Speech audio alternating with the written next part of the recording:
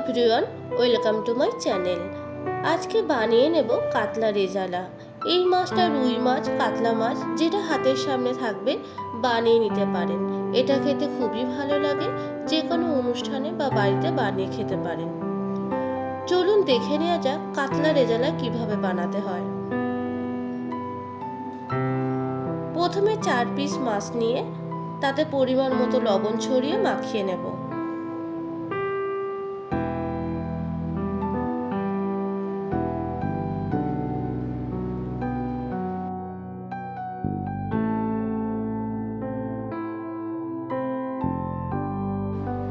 এবার কড়াইতে পরিমাণ মতো সর্ষের তেল দিয়ে দেব।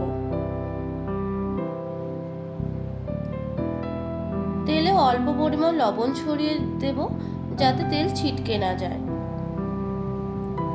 তেল গরম হয়ে গেছে, এবার মাছগুলো ভেজে নেব। মাছ ভাজা হয়ে গেছে, এবার তুলে নেব।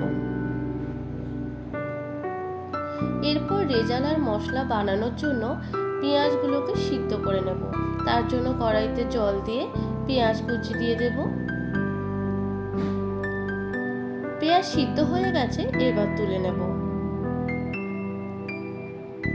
এরপর 7-8টা কাজু, 1 চামচ চারমগজ, 1 চামচ পোস্ত জলে ভিজিয়ে রেখেছি, 3 টেবিল স্পুন টক দই ফেটিয়ে রেখেছি, সিদ্ধ করা পেঁয়াজ পেস্ট করে রেখেছি, আদা রসুন লঙ্কা পেস্ট করে নিয়েছি। এবার কড়াইতে 3 টেবিল স্পুন অয়েল দিয়ে দিয়েছি।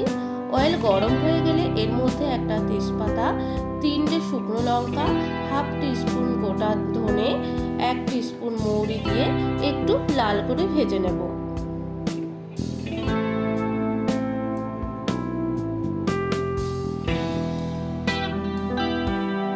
ভাজা হয়ে গেছে, এর মধ্যে সিদ্ধ করে রাখা পেঁয়াজ বাটা দিয়ে ভালোভাবে নেড়ে নেব। এরপর পেঁয়াজ বাটা ভাজা হয়ে গেলে বেটে রাখা আদা রসুন লঙ্কা পেস্ট দিয়ে আবারও লাল করে ভেজে নেব।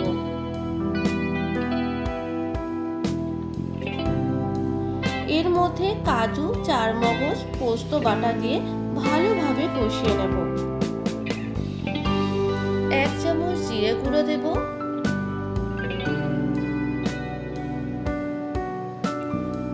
1 চামচ লবণ দেব, 1 চামচ কাশ্মীরি লঙ্কার গুঁড়ো দিয়ে ভালোভাবে মিশিয়ে নেব। মেশানো হয়ে গেলে এর মধ্যে ফেটিয়ে রাখা টক দই দিয়ে দেব, দিয়ে আবারও ভালোভাবে মিশিয়ে নেব।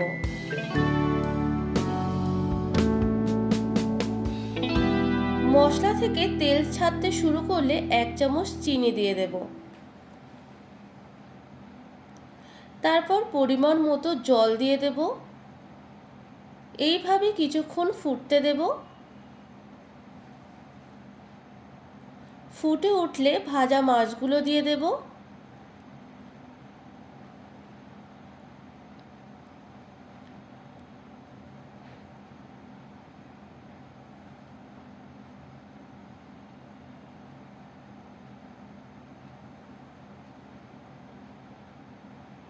ওপর থেকে 4টে কাঁচা লঙ্কা ছড়িয়ে দেব। এরপর কিছুক্ষণ ফুটতে দেব।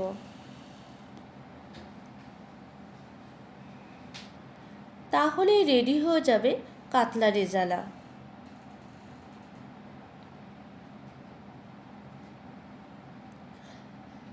আপনারা বাড়িতে অবশ্যই ট্রাই করবেন এবং কেমন হয়েছে কমেন্ট করে জানাবেন। আরও নতুন নতুন রেসিপি পাওয়ার জন্য আমার চ্যানেলটিকে লাইক ও সাবস্ক্রাইব করবেন। Thank you.